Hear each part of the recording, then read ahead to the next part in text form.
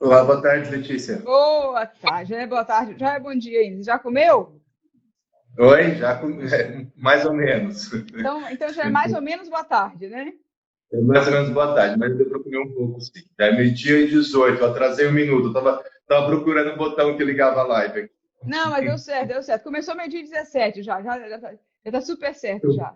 Tudo bem por Então deu aí? super, tudo ótimo, foi certinho. Vamos lá para a gente Ótimo. começar, então. Primeiro, eu queria te agradecer pelo convite aí da gente fazer Imagina, eu que essa agradeço. conversa aqui com as pessoas. Tivemos várias perguntas aí, vamos ver como é que a gente vai organizando para responder. E agradecer aí pelas pessoas que estão entrando, já tem bastante gente, já temos mais quase 60 pessoas já. Estava mais do que a gente Poxa, estava vai dar um monte de prevendo gente. Que bom. Esse esse horário a horário gente do achou que não almoço. fosse dar muita gente, deve estar dando gente sim. Obrigada eu que Tá agradeço bom. por me receber e para a gente trocar uma ideia aí sobre reprodução humana e humanização da reprodução humana, mais ou menos isso, né? Que é o tema da nossa live, não é? E aí, Ótimo. como é que a gente vai fazer? Você vai fazer. Eu pensei Eu em te vou- entrevistar, mas aí você que manda, você é o chefe. Ótimo, então vamos começar do jeito que você quiser, porque você tem muito mais experiência que eu. Coitados de mim. Pelo menos nisso, né? Vamos lá então. Olha Vamos só, eu lá. coloquei uma caixinha de perguntas aqui também, embora não vá aparecer aqui, né, no meu perfil, e eu mandei a seguinte pergunta lá, que foi como que a gente pode fazer para tentar, o que você acha que precisa ser feito para humanizar a reprodução humana? E como a gente, né, o nosso assunto de hoje é esse, eu tenho umas perguntinhas aqui, e daí eu acho que a gente vai pegando aqui para trocar uma ideia também. Eu queria saber primeiro, então, te agradecer por me receber, né? É uma honra para mim estar falando com você. Você é um cara que, apesar de ser assim, super jovem ainda, né? Você tem quantos anos? Fala para mim aí. Para homem pode perguntar isso, não pode? Pode, 43. 43. Então, você é um cara jovem, super jovem ainda, mas uma carreira acadêmica já muito extensa, né? Você acho que sempre foi aí muito pelo lado da ciência, né?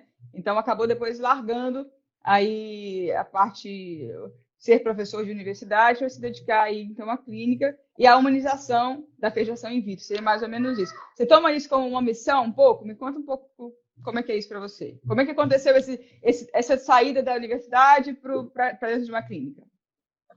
Tá ótimo. Bom,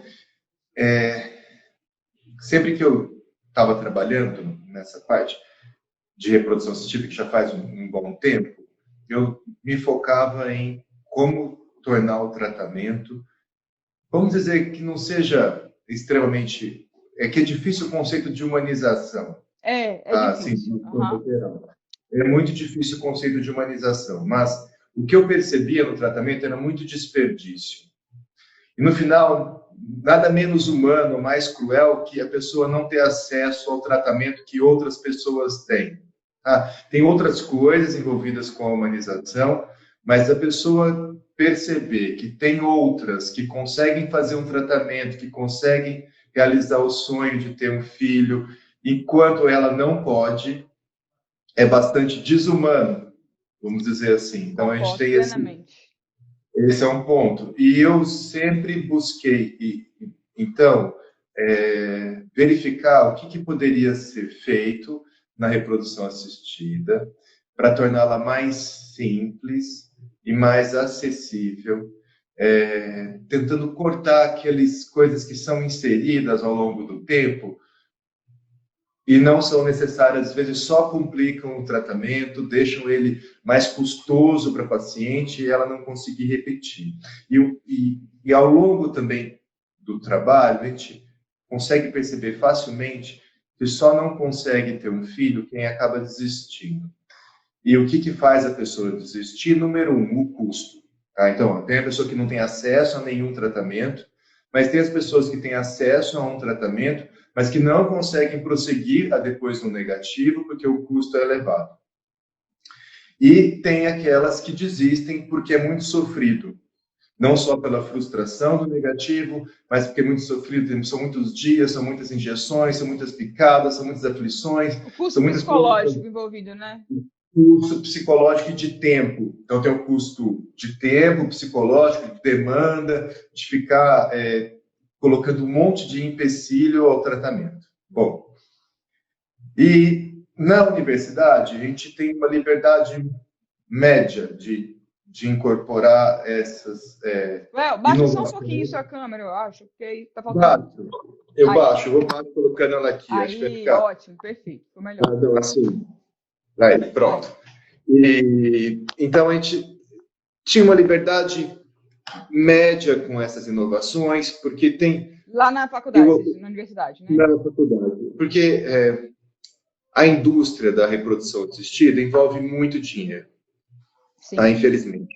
E esse envolvimento de muito dinheiro acaba corrompendo todo mundo, seja diretamente, indiretamente, mas as pessoas começam a acreditar demais em tudo aquilo que é colocado, porque a indústria paga pessoas, influenciadores, para dar aula nos congressos, e aí as pessoas começam a acreditar que tudo aquilo é importante, que tem que fazer aquele monte de coisa mesmo, que senão não é reprodução assistida.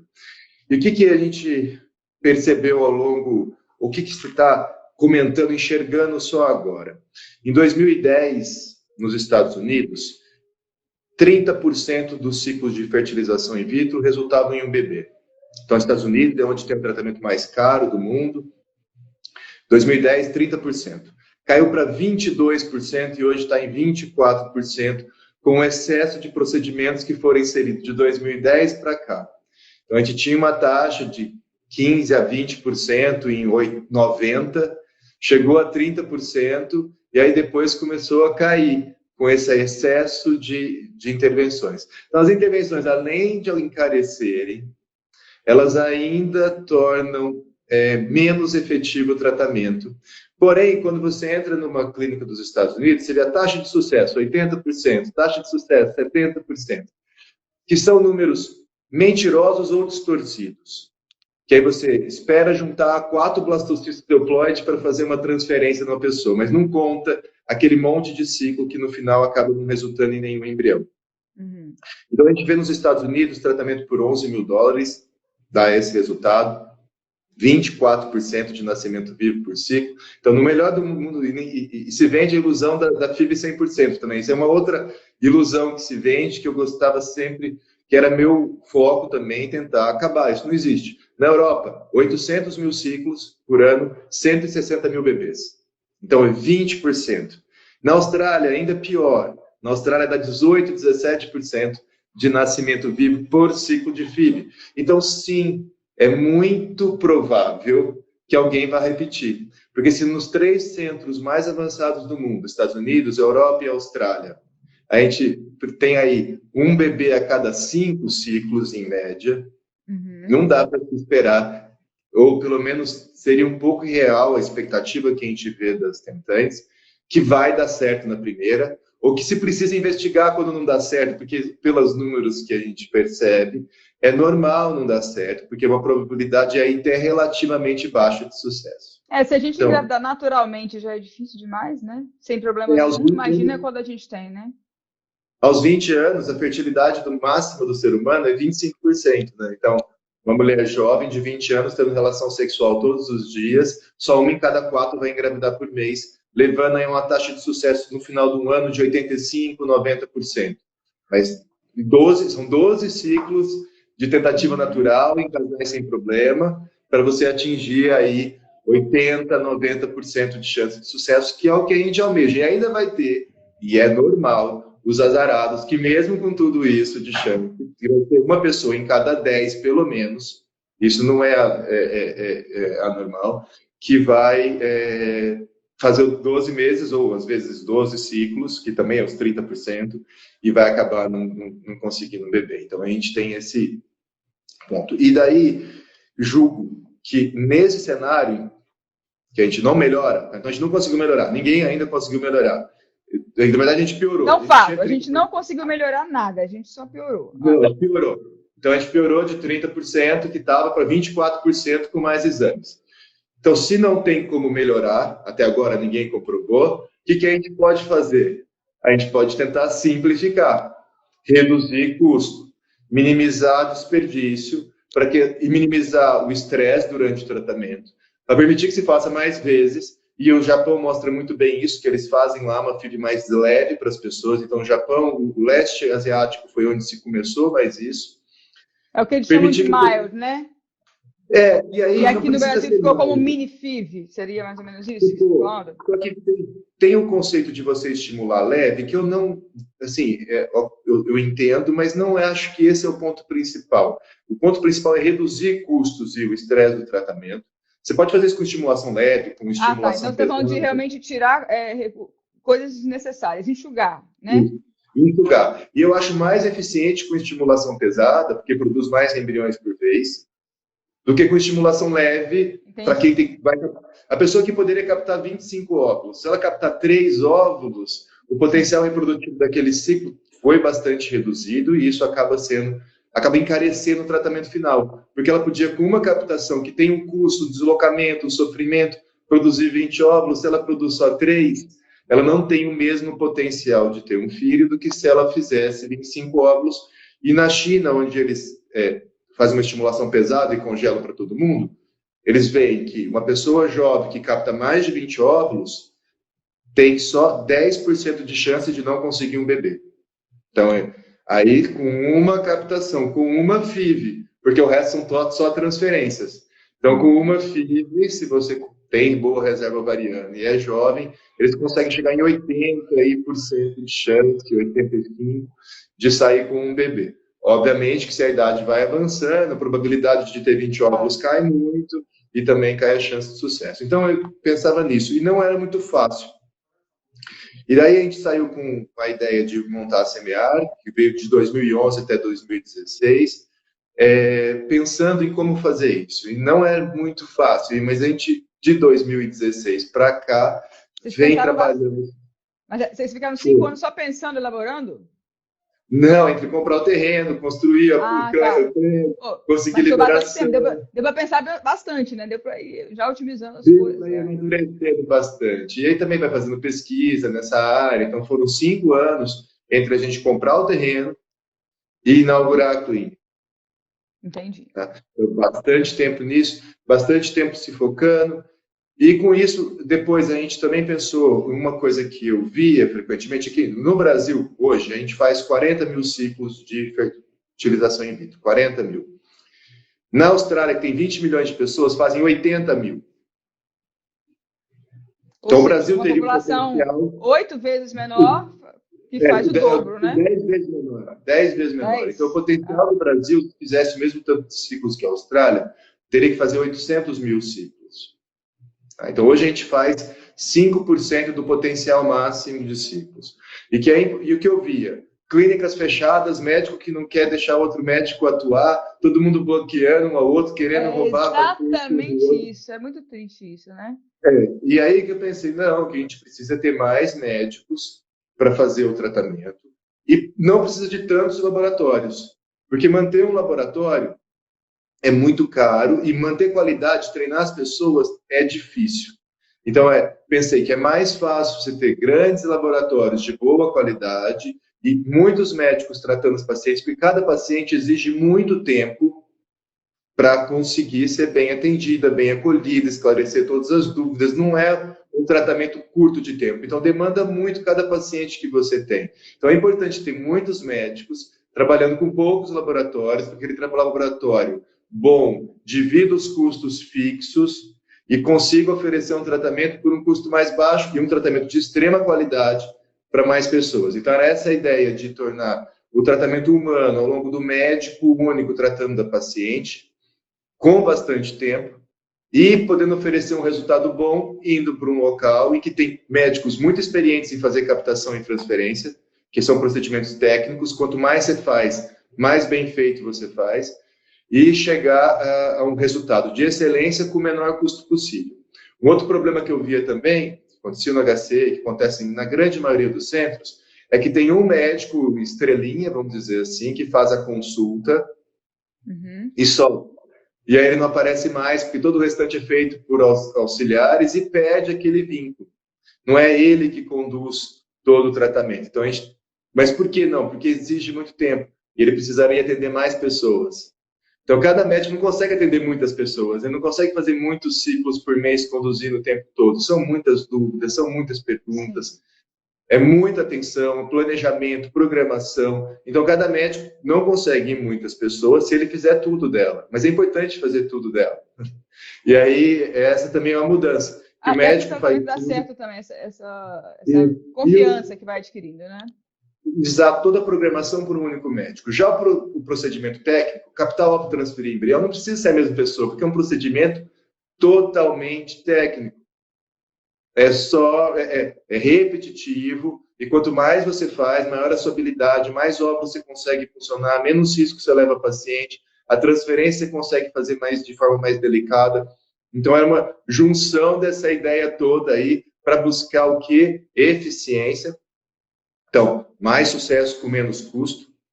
Tratamento humanizado, o médico que segue, ele dá todo o carinho, atenção, e ele consegue dar, porque depois ele não tem que sair correndo para captar óvulo, voltar para o consultório, ele fica mais flexível.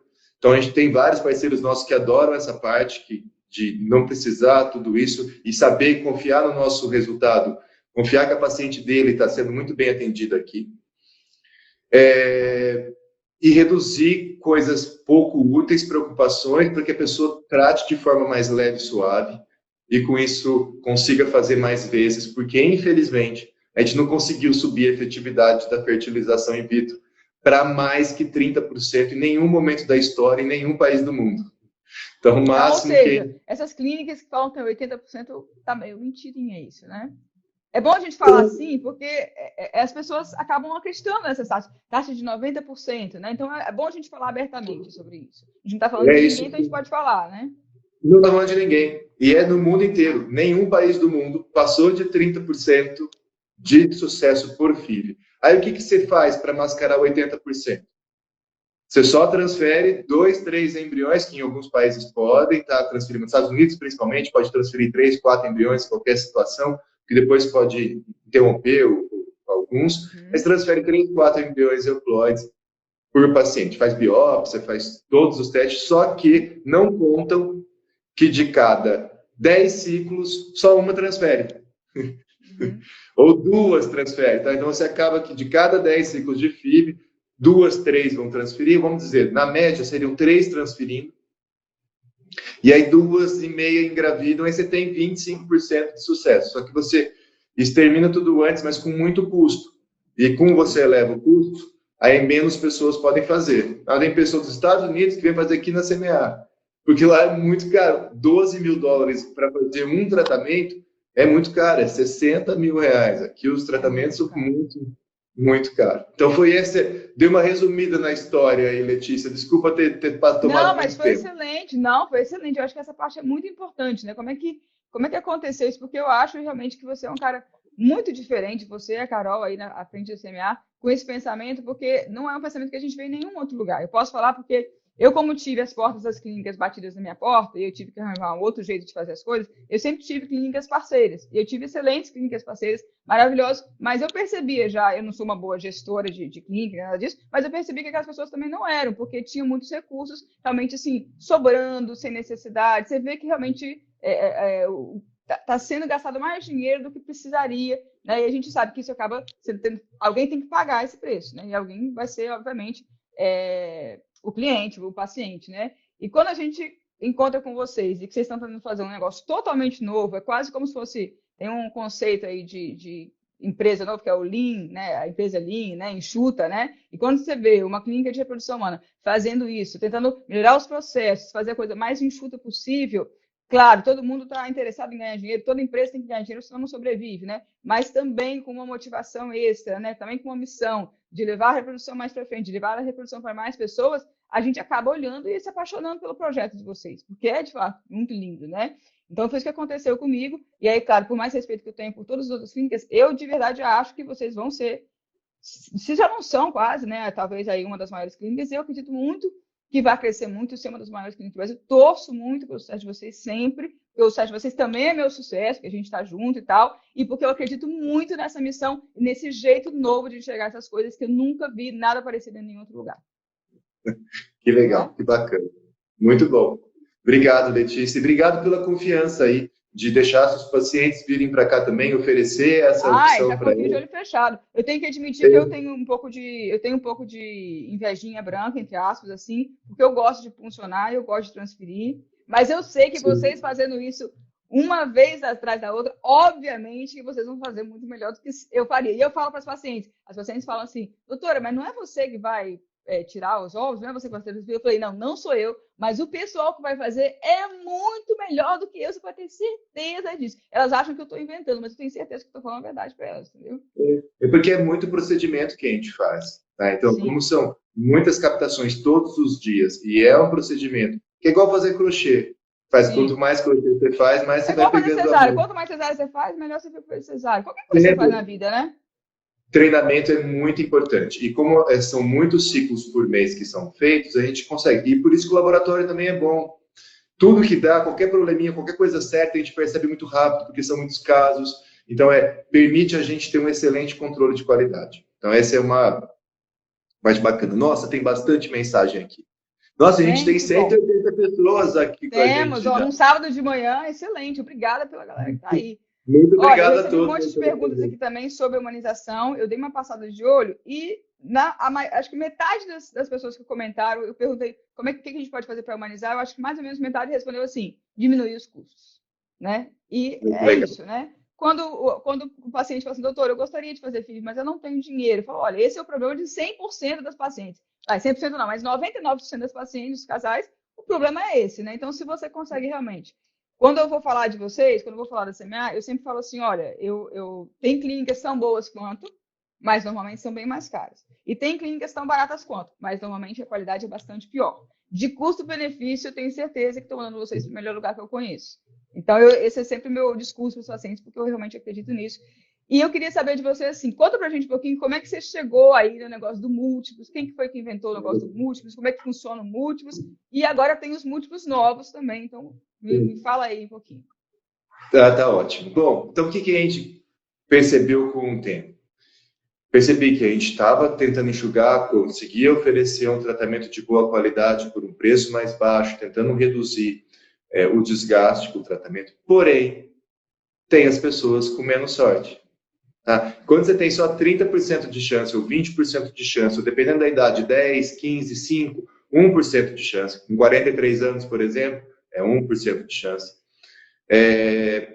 Mesmo que você ofereça esse tratamento por um custo mais baixo, cada vez que ela faz, ela tem que pagar de novo, torna mais difícil e muitas acabam desistindo, por mais barato que eu faça. Que não tem jeito. E aí, o que eu acabei pensando? Isso foi uma decisão minha, todo mundo criticou muito na época, mesmo daqui de dentro, tá? Sim, foi muito difícil ser aceito. Você teve que lutar contra todo mundo, contra a ideia geral. Mas a ideia geral, mas assim, é uma ideia que eu achava que fazia muito sentido. Que era poder oferecer um tratamento por um custo fixo, que algumas pessoas não iriam usar tudo, e que algumas pessoas iriam usar mais.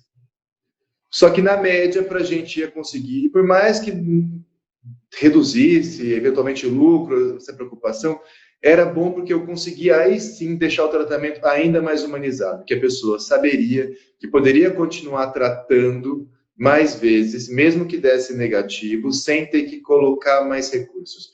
E um outro ponto que eu pensava que era muito importante era aumentar a confiança no nosso serviço, que era mais barato. Então, muitas pessoas desconfiavam, por que eu vou tratar ele mais barato? E outras clínicas sabotavam, falavam, não, porque lá é muito ruim, porque lá não funciona, porque isso, porque aquilo. Então, tinha todos esses pontos. Falei assim, não, a gente tem, você pode fazer todas essas vezes, e a gente vai ter o maior interesse do mundo que funcione. Porque, eventualmente, pacientes que vamos dizer, que dão lucro para a clínica, são aquelas que engravidam de primeira. Enquanto aquelas que precisam fazer mais e mais vezes, elas acabam dando prejuízo. E uma pela outra, acabam empatando. Eu falo que é igual rodízio para as pacientes, sabia? Você fala isso também ou não? Eu falo que é igual rodízio. Igual você vai no rodízio. Tipo, eu vou no rodízio com meu primo, ele come pra caramba, então ele dá prejuízo. Mas eu não como nada, então eu dou lucro. Então, uma pela outra, né? Eu falo, se engravidar rápido, não fica triste. Fica feliz que você vai estar ajudando alguém que demorou demais, entendeu? E todo mundo fica feliz. O cara que gosta de comer muito não vai ficar triste que teve que pagar mais para comer no seu restaurante, que às vezes sai caro por prato. Então, tem esse ponto. No seu caso, já era pré-meditado que você ia ter prejuízo e que ele iria ter lucro. Na reprodução não é. É sempre uma questão de sorte. Porque tem a pessoa de 44 anos que faz um ciclo, engravida de primeira e nasce um bebê. Raro, mas tem. E tem aqui, às vezes, de 25, que capta 15 óvulos e não consegue um filho, e que vai precisar de mais tratamentos. E uma outra coisa que também a gente achou interessante, que entrou no múltiplos inicial, e que hoje a gente chama de múltiplos total, é o conceito de permitir que a pessoa use óvulos doados no mesmo tratamento. Porque o óvulo doado é muito bom. Tem uma grande proporção dos bebês da clínicas que nascem. Funciona super bem, reduz o risco de aborto, reduz o risco de síndrome de Down, engravida-se muito bem, mas não é a primeira opção de ninguém. Tá? Não é, as pessoas prefeririam engravidar com óvulo próprio. Mas hoje em dia, um de cada 3, 4 bebês da CMA vem de óvulo doado. Então, veja que o planejamento é muito, muito, muito. E se adicionar a dificuldade de aceitar óvulos doados com a dificuldade do custo do tratamento do óvulo doado e com a espera grande que eu via nos centros, 1, 2, 3, onde eu trabalhava no hospital das clínicas, era 5 anos antes deles desativarem. Era virtualmente irreal, era inexistente. Você tem que esperar quase uma enrolação, é quase uma enganação, porque a pessoa envelhece tanto que... Né? Não é 5 anos, tem 40 anos que quer ter um filho. Aí você vai esperar 5 anos para ter um filho? É demais. Então, a gente tentou bolar um tratamento para as doadoras que fosse muito bom, e a gente vai aprimorar ainda mais, mas que a gente conseguisse ter bastante pessoas aceitando doar, e conseguisse ter bastante óvulo, mas batia também no custo. Aí a pessoa fazia os tratamentos, gastava o dela, aí já estava apertado, ainda tinha que gastar mais para aceitar o óvulo doado, então batia duas durezas, tá? A dureza do custo e a dureza de aceitar. Sim. E aí, no tratamento de múltiplos em que estava permitido, a pessoa podia migrar quando quisesse, e quando ela sentisse que, ao aceitar óvulos doados, ela não ia ter nenhum arrependimento de não ter tentado. De não ter tentado quanto que quisesse. Porque depois de 4, 6 vezes, tem gente que foi até 10 vezes, tá? Mas depois de 6 vezes, eu acredito que a pessoa se sinta tranquila consigo mesmo em aceitar óvulos doados, que ela se esforçou o suficiente. Ela entendeu também que não está dando certo, né? É que poderia dar. Mesmo se ela insistisse, sim, o problema é assim, se ela tenta um monte e aí ela vê que não dá certo, ela começa a aceitar aquilo que realmente não... Né? Ela vê com os próprios olhos que não é certo, que não está dando certo. Né? De não ter tentado, pelo menos, uma outra vez. E às vezes, quando o seu dinheiro é único e as pessoas cobram 30, 40 mil reais numa clínica para um tratamento, ela tem que decidir, eu vou fazer com óvulo próprio ou com óvulo doado? Eu tenho esse dinheiro. E aí, às vezes, ela vai para o óvulo doado sem nem... com ainda... E talvez fique... Provavelmente não, mas talvez fique ainda com essa mágoa, com esse arrependimento. Nossa, será que se eu tivesse feito com os meus óvulos, será que não podia ter dado certo? Se ela fez 6, não quer dizer que ela não vai conseguir com mais tentativas. Mas pelo menos ela fala assim, eu tentei, eu aceitei, foi ótimo, esse meu filho eu adoro, deu tudo certo, a família inteira feliz, e eu tentei com os meus, eu não fico nem pensa nisso. Tem gente que com 1, 2 vezes já se sente tranquila, tem outras que com 4, 5, 6 vezes, tem gente que precisa ir mais, tá? Mas, em geral, isso também deixou as pessoas mais satisfeitas e mais propensas a aceitar o uso dos óvulos doados, o que é muito bom para a gente chegar no resultado. Porque, infelizmente, com o passar dos anos, depois dos 35, uma certa dificuldade, e quase todo mundo vem depois dos 35. Depois dos 40, 38, já aumenta. 40 anos, aumenta muito. Chegou nos 43 em diante, principalmente aí depois dos 45, precisa de muita, muita sorte para conseguir ter um filho com um tratamento de FIV e óvulos próprios. E hoje, todos os ginecologistas falam que pode postergar sem problema. Coloca o dia, coloca isso. Nem me fala, desesperado. Tem um motivo que eu comento e que é difícil de mudar. Hoje em dia, eu falei, mais ou menos 1 a cada 3, 4 bebês da clínica é de óvulo doado. Então, a gente tem isso. Problema, ninguém compra. Então, não é ninguém... 90% fala que é óvulo próprio. O que acontece? E ela fala até para o ginecologista dela. Todo mundo que está do lado passa a acreditar que é fácil engravidar com óvulo próprio quando faz FIV. Sim. E aí perde o sentido você congelar óvulo com 25, 30 anos.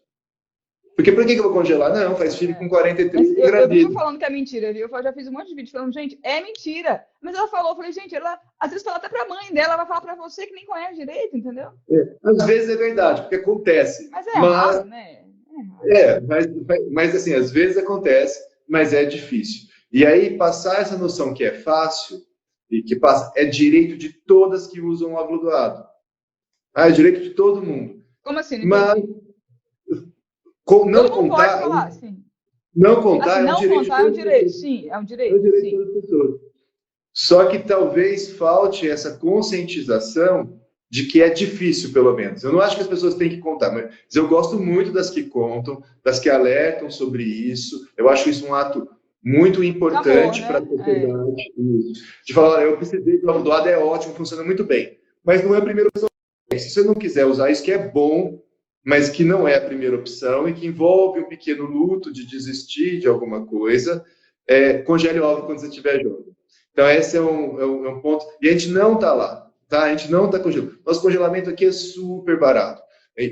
Tá? E ninguém vem congelar óvulo. No Custa muito movimento, menos. nossa, olha, eu falo que eu sou apaixonada, eu luto aí para as pessoas congelarem óvulo, mas é difícil demais você convencer alguém de congelar óvulo. Nossa Senhora. Fora que as pacientes não obedecem, né? Porque tentando, você fala assim, faz isso, ela faz. A pessoa que está congelando óvulo, você manda fazer, ela tá nem para você. Não é prioridade, né? Então é difícil, né? Para o congelamento de óvulos ainda é mais importante o tratamento ser simples. Sim, é verdade. mais Quantos importante. por cento da clínica, dos estímulos, quantos por cento são de congelamento? Por cento mesmo. É os porcento baixos, assim, tipo Quanto? 2%. 2%. Congelamento de óvulo é raro. 2, 5, não chega a 5%. Então, assim, é um volume muito pequeno. Era para ser maior que o volume de fertilização in vitro, porque era para ser para 100%. Vai ser, em nome de Jesus, vai ser. Eu acho que sim, para Vai sim. as pessoas depois elas possam utilizar os próprios óvulos, que às vezes ela vai querer ter um filho com 50, tá? Vai querer, e às vezes ela tem congelado, ótimo, ela vai conseguir ter uma gestação, ok, a gestação é arriscada, não é bom postergar muito, mas essas coisas que a gente não decide, as coisas que acontecem, você apaixona, você quer ter um filho com 50 anos, você sabe do risco, você quer ter um bebê, e aí se você tem o seu óvulo congelado de 20 anos, ótimo, se você não tem, ótimo também, dá para usar o óvulo doado, funciona super bem, mas é a segunda opção, tá? A primeira opção é utilizar o óvulo próprio. Até porque você precisa contar com alguém, se algum dia não puder ter óvulo doado, seria um problema, e se você tiver óvulo congelado, nunca vai ser. Então, assim, hoje em dia funciona muito bem porque está permitido, mas para mudar governo, proibir uma coisa, proibir outra, sempre eu tenho esse medo que alguma coisa dessa aconteça e que dificulte. Tomara que não, tomara que o país fique cada vez mais... Eu acho que não. Vai se tornar cada vez mais liberal, respeitar os direitos individuais. Tá? Eu sou muito favorável a respeitar a autonomia e o direito das pessoas. Sim, mas tem mesmo, tá? Porque de vez em quando começam alguns movimentos contrários. Mas então seria isso aí, a ideia do múltiplos. Então a gente fez esse múltiplos, o que é no final ele? Dá direito a pessoa usar 48 óvulos doados. Tá bom, não quero usar óvulo doado. Pode usar óvulo próprio. Cada captação de óvulos que você faz perde 4 desse limite de 48. Então, te dá direito de fazer 12 captações de óvulos. E as transferências? As transferências estão todas incluídas. Tá? Então, a transferência não conta. Então, você pode usar até 48 óvulos doados, e a gente só conta os que fertilizam, para não perder com outros. E, se quiser fazer com óvulo próprio, pode fazer até 12 captações. E transferência, o objetivo não é, e uma coisa que é importante do múltiplo, que o objetivo não é acumular. Não é vir aqui fazer 12 captações e acumular os óvulos. Não. Forma embrião, a gente transfere. Porque o objetivo é engravidar no menor tempo possível, é ter um bebê. Então, ele não é um programa para a pessoa que quer ter um monte de bebê. É a pessoa que quer ter um filho, que quer ter tranquilidade para ter esse um filho. E aí a gente bolou múltiplos. Bom, eu acho muito legal, só antes de continuar, porque dá uma paz muito grande do ponto de vista psicológico para o paciente, né? Porque é um valor mais alto do que uma vez, né? Claro, mas é mais ou menos o valor de um tratamento em uma clínica normal, digamos assim, né? E aí, com esse um tratamento, ela paga aquilo e ela fala, pronto, agora eu posso esquecer isso e vou me dedicar de corpo e alma e coração para o tratamento. Não ficar pensando, meu Deus, eu preciso rodar não sei quanto, e agora não deu errado, né? Ela só vive luto em relação à gravidez, não ao luto do dinheiro que ela vai ter que juntar mais uma vez, né? Isso dá uma paz muito enorme e eu acho que até ajuda realmente a gente ter os beta positivos depois, de tanto que ela fica calma com isso, né? Você não acha também? Exato. E uma outra tranquilidade também que eu vejo é de ele só se encerrar com o primeiro nascimento. Que a gente já teve paciente que teve ectópica, paciente que teve aborto, não evolui, e todas essas podem voltar a tratar. Então, é um programa que se encerra ou quando acaba isso tudo, ou com o primeiro nascimento. E é muito mais grave que enfrentar a dor de um aborto, assim, é enfrentar a dor do aborto, mas a dor de não poder continuar tratando e não poder ter o filho. Então, imagina quando você junta esses dois pontos de perder um e não poder ter um outro. Se perder um já é difícil, mas se você ainda tem a expectativa de poder continuar tratando, de ter um filho, isso ajuda a tornar o luto menos pesado. Não é que vai ser leve, não, mas o luto vai ser menos pesado. Acho que fica um pouco mais leve, né? Que bom, não foi, vamos de novo, já tô ali, né? Não vou perder tempo, vou continuar. Já dá um pensamento para a pessoa que é de ter o filho quanto antes, aquilo passa de ser o único ponto da vida dela e já passa a ser, não, preciso fazer rápido, não posso perder tempo, quero ter o filho logo. Eu acho que ajuda a motivar para um outro lado. Então, essa é uma coisa interessante aí do programa também. E foi expedido, assim, então, tratamento múltiplos, ele tem um custo que tem pessoas que gastaram quase o dobro, ou pelo menos 50% mais, com um ciclo em outras clínicas e nem chegaram a ter embrião para transferir. Tá? Então, que veio do Rio, gastou 50% mais que o múltiplos para um tratamento e nem transferiu o embrião. Caramba! Sim. Mas pediram para ter algo mais acessível. Só que vocês conseguem fazer mais acessível que o múltiplos, que dê tranquilidade. Então, a gente conseguiu fazer 2 programas, 30% mais baratos em média, que contemplasse já uma boa chance de ter um filho. Que seria, eu já vou direto para o óvulo doado, não quero ficar tentando um ou outro, já é meu programa. Tá bom, direito a 24 óvulos doados. Dá 95% de chance de ter um filho. Então, eu consigo oferecer uma chance grande aí. Ou, eu quero 6 captações. Que para pessoa jovem com boa reserva, 6 captações também dá 90 e tantos % de chance de ter um filho. Tá? A pessoa com menos de 38 anos, com boa reserva, já dá lá em cima.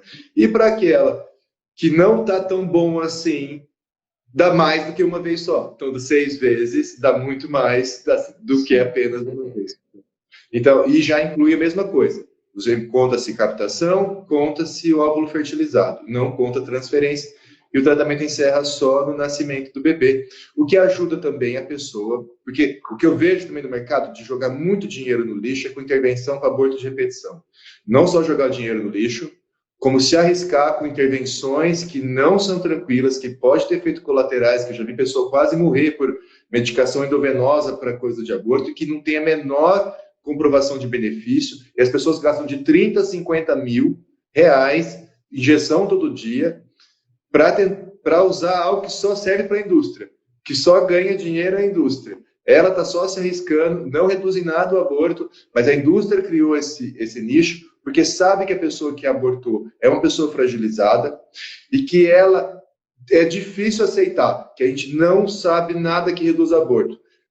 Tem muito pouca coisa que pode trazer algum benefício, são poucas as situações que realmente impactam, e na verdade a gente tem uma coisa que é poucas situações que ajudam o aborto, é um útero que tem um problema muito grande, que aí poderia ser a pessoa que tem mais de 40 anos, que aí teria talvez benefício em usar óvulo doado, reduz muito, tá, o aborto, quando a pessoa tem mais de 40 anos, eventualmente a biópsia do embrião, mas aí depende, tem que ter boa reserva, é difícil a biópsia do embrião reduzir aborto de fato, mas existem algumas situações quando o risco de aneuploidia é alto e quando a reserva ovariana é boa, pode ser que a biópsia ajude aí a pessoa a reduzir o aborto, pelo menos, então é uma outra intervenção. E meio que só que a gente tem, meio que só que é efetivo de fato é isso. Isso não custa, a biópsia custa um pouco caro, mas é o que se vende, e assim, eu sou preocupado com o seu aborto, eu quero te proteger, tudo balela, tudo para ganhar. A gente conhece uma galera aí, e fazer as pessoas não ter, no meu ponto de vista, a cordialidade ou a gentileza ou a humanidade de reconhecer que a gente não sabe e não fazer a pessoa gastar dinheiro com aquilo que não vale a pena. Às vezes, 30 mil, 20 mil, 15 mil é o dinheiro que ela poderia tratar de novo, fazer um outro filho. E o risco de abortar continua sendo o mesmo. E ela gasta com coisas inúteis, se arrisca. Então, é um ponto, porque o dinheiro é limitante para ter um filho, infelizmente. Poderia não ser, mas é. Se você investir o seu recurso mal reinvestido, a chance de você ficar sem um filho depois de um tempo é muito mais alta do que se você investir com aquilo que é importante, ter a atenção necessária, sofrer o mínimo com aquilo que não dá. Tem até o detalhe, né, que pede uma oração, vamos dizer, dos alcoólatras anônimos, mas me dê força para mudar aquilo que eu posso. Isso é muito importante. Serenidade, e isso não é fácil, serenidade para aceitar aquilo que eu não posso mudar. E o terceiro, que é sabedoria para distinguir entre as duas. Esse é o mais importante, esse é o mais difícil. É o mais difícil. E eu acho que a gente, por estar estudando, tem que ajudar as pessoas a perceber, a ajudar a distinguir aquilo que ela pode ter força, investir dinheiro, recurso, tempo para ajudar. Falou, olha, infelizmente o resto não. Aceite, tenha serenidade. É difícil, não é fácil, mas aceite. A gente não tem nada que pode ser feito para melhorar. A única coisa é aceitar. Não é fácil, é dificílimo. Tá? Difícil. Você tira um pouco a esperança da pessoa, né? Ela coloca toda a esperança em uma medicação e fala, olha, essa medicação não ajuda. E ela fala, não, como assim? Você está tirando a esperança, é difícil. Difícil, mas eu acho que é importante a gente usar o nosso conhecimento, usar o nosso estudo para ajudar as pessoas a distinguirem isso. Então, sabedoria é importante. A sabedoria vem de estudo, vem de experimentação, e aí a gente pode tentar ajudar as pessoas a botar força naquilo que vale a pena e tentar se tranquilizar com aquilo que não ajuda a ser feito, tá? E tentar só ter serenidade para aceitar as coisas difíceis. Todo mundo vai encontrar pedra no caminho. É difícil aceitar aquela pedra, que ela está presa no chão, que não dá para chutar, que não vai sair dali, que é melhor contornar, tá? É algo difícil. E algumas pacientes, pessoas, acabam às vezes confundindo quando a gente vai dar a sua orientação, igual você colocou, que é como se a gente não se importasse. Mas é muito pelo contrário, não tem nada a ver com não se importar, a gente se importa de verdade. A gente se importa tanto, tanto, tanto, que a gente não inventa coisas para enganar as pessoas, tá?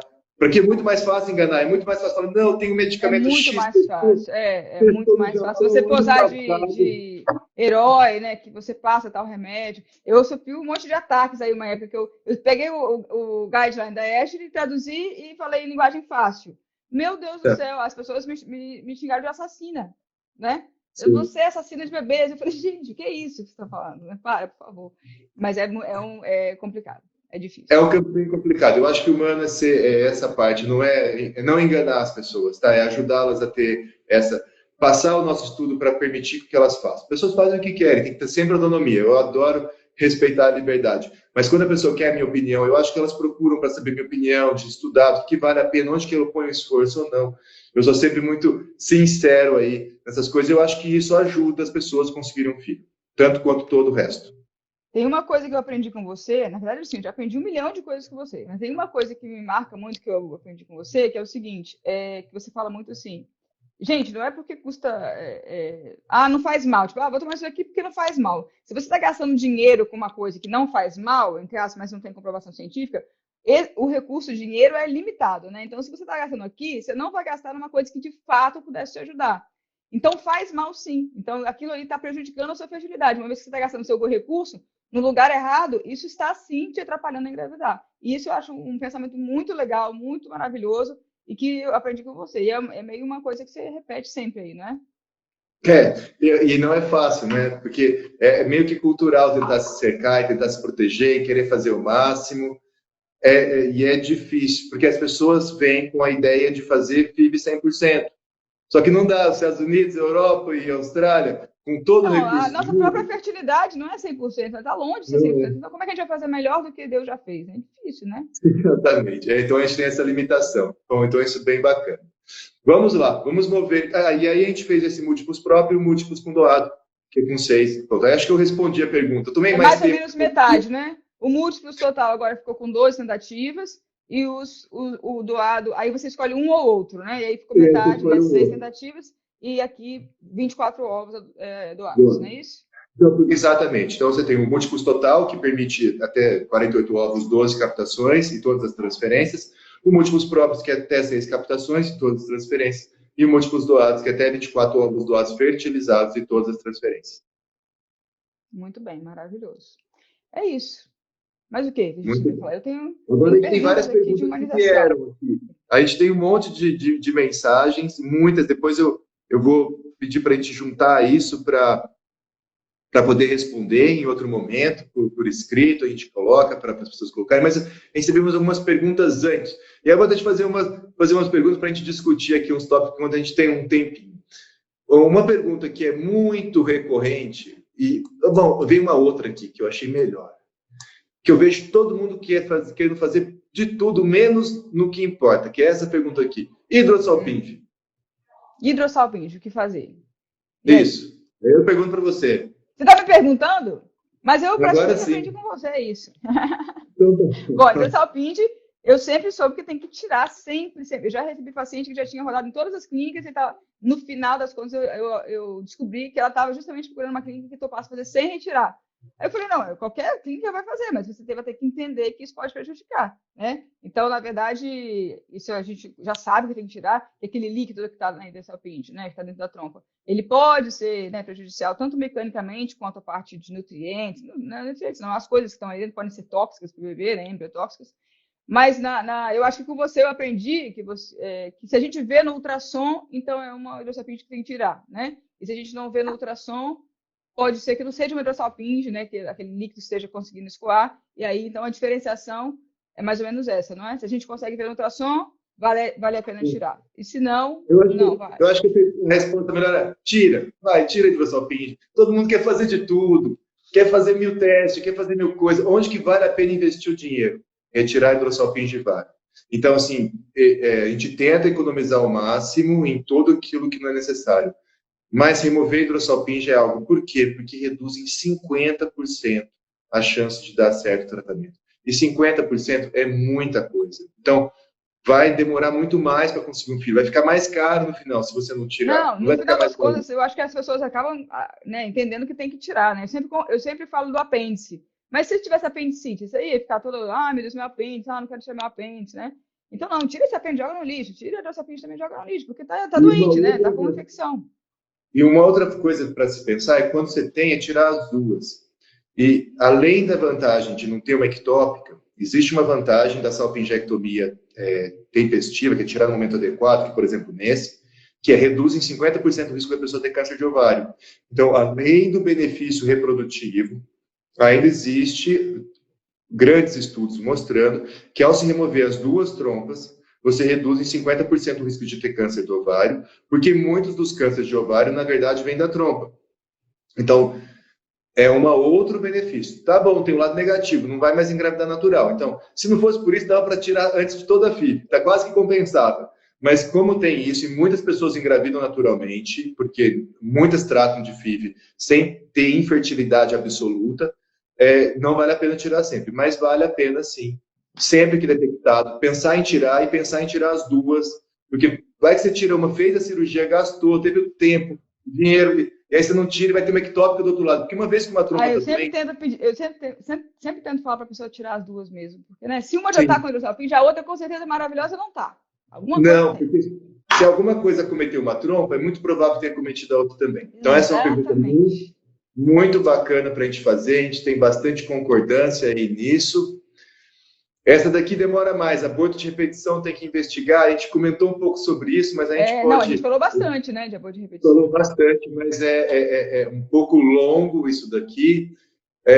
Então, vamos para a pergunta fácil. Esteroscopia cirúrgica, quanto tempo depois? Não, mesmo mês, não tem que esperar nada. Esteroscopia, não precisa se esperar nem tempo. Vamos embora. Seja cirúrgica, no próximo ciclo menstruou, já pode fazer, e pode, inclusive, fazer FIV no mesmo mês.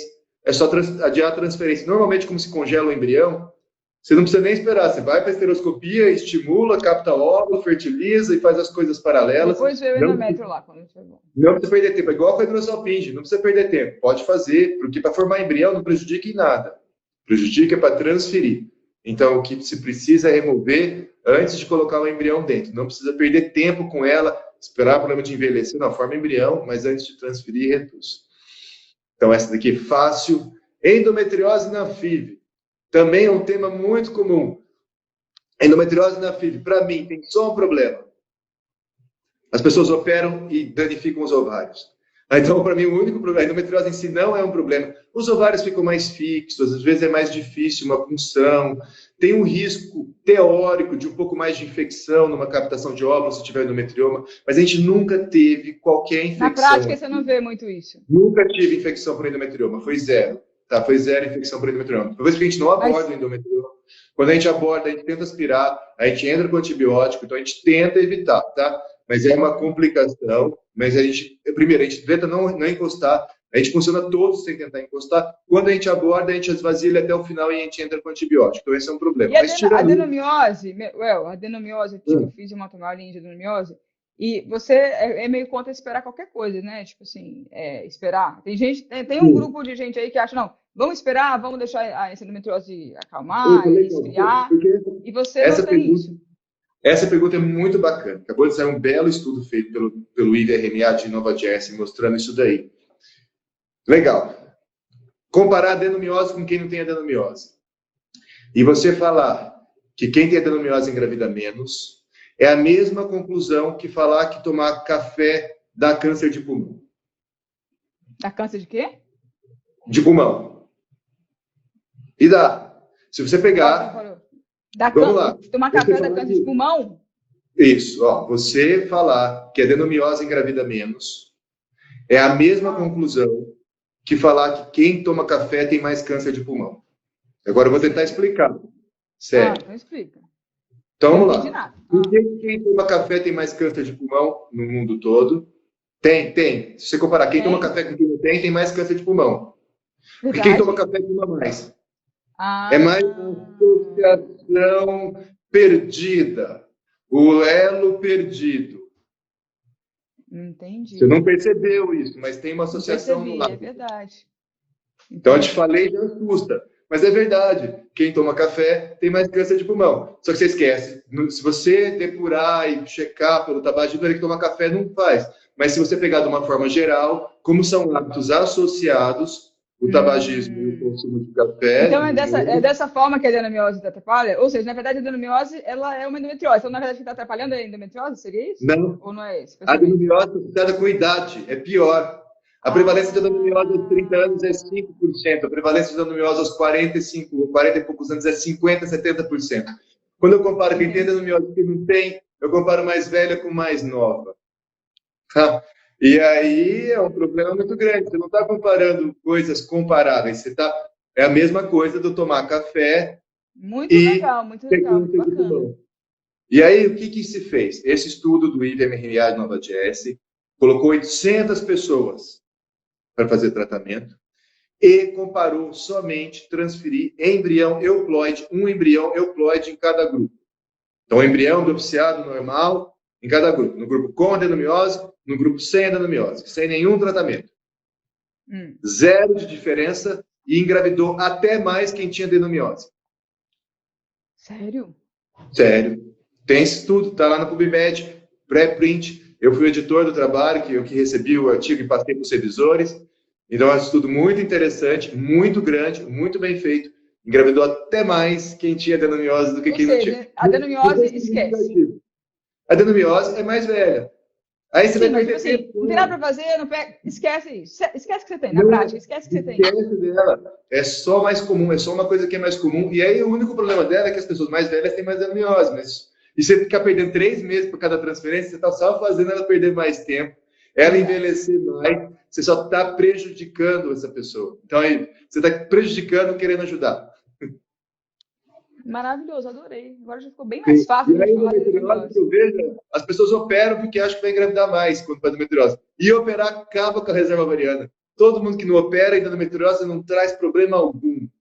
Quando opera, muitas, não são todas, mas muitas têm dano nos ovários. Aí a gente não capta mais óvulo e aí perde mais. Então, de novo, é orientar as pessoas onde investir dinheiro. Investir dinheiro na cirurgia de endometriose somente se ela tiver dor. Porque para dor pode ser efetivo. Investir dinheiro na cirurgia da endometriose para ter filho é desperdício de dinheiro e de tempo. E até se houver dano no ovário, que acontece em 80% dos casos das pessoas que vão para a cirurgia, vai ficar mais caro ter filho por filho depois. Vai ficar mais caro, porque vai demorar mais de captações para conseguir chegar no filho, porque prejudica a reserva ovariana. Bom, diferença entre transferência natural. Oi, vamos lá, que acho que está acabando. Não, fala aí. Não, então, o que você fala? Pode fazer a sua pergunta, que eu vou vendo aqui primeiro. Na verdade, não é pergunta, não. Eu ia falar assim, muita gente aqui nos comentários perguntou de valores. E aí vocês têm, né? Vocês estão aqui no perfil da CMA, falem com eles. Ou se quiserem ter meu acompanhamento, vai ser uma honra também. Acho que a Carol está por aí também, ou escreve lá no Instagram pra gente, né? E queria deixar um tempo para você dar uma mensagem. Fala uma mensagem final pro povo aí, entendeu? De tudo que você falou muita coisa legal. Você tem essas ideias muito legais que a gente já falou no começo, mas dá uma mensagem final pro povo aí.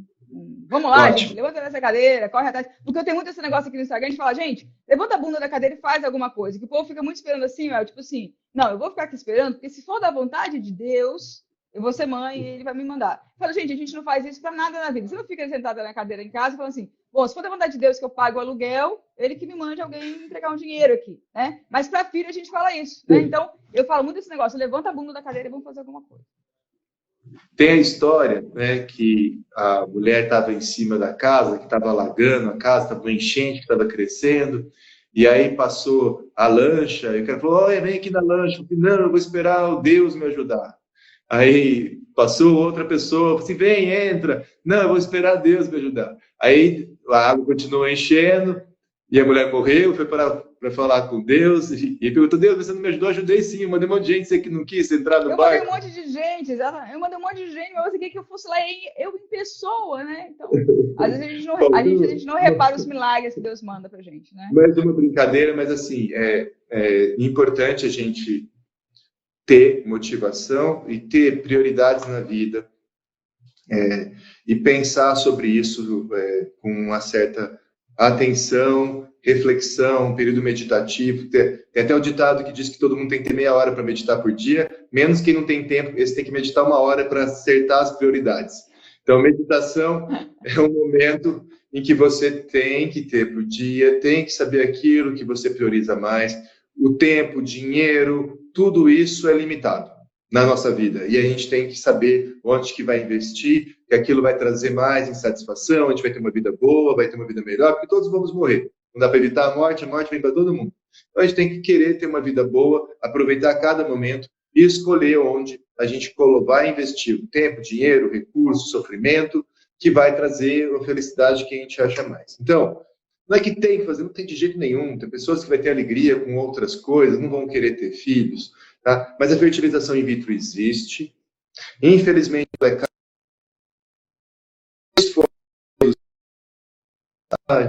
Deu uma falhada aqui? Para mim? Peraí. Não, voltou.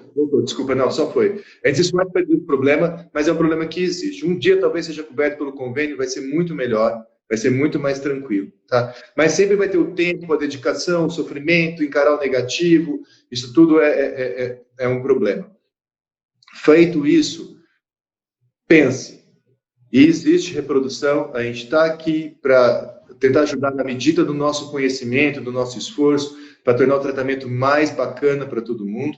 Tá? Tem muita felicidade de ter um monte de médicos trabalhando comigo e de ter um monte de pacientes felizes, vários comentários, pessoas muito felizes elogiando a CMA. Me dá um orgulho enorme disso, eu nem mereço essas coisas. Até eu fico orgulhosa, quanto mais vocês aí, imagina. Nossa, muito, a gente fica muito feliz, tá? E a gente vai se esforçar cada vez mais para oferecer um tratamento melhor. Então, existe, é possível, é caro, mas é muito menos do que já foi, tá? E a gente vai se esforçar para tornar cada vez mais, vamos dizer assim, humanizado desse lado, de que as pessoas têm acesso, que as pessoas veem que elas gostam, que elas são tranquilas. E agora a sua palavra final, não vai me deixar, você tem 1 minuto. É isso.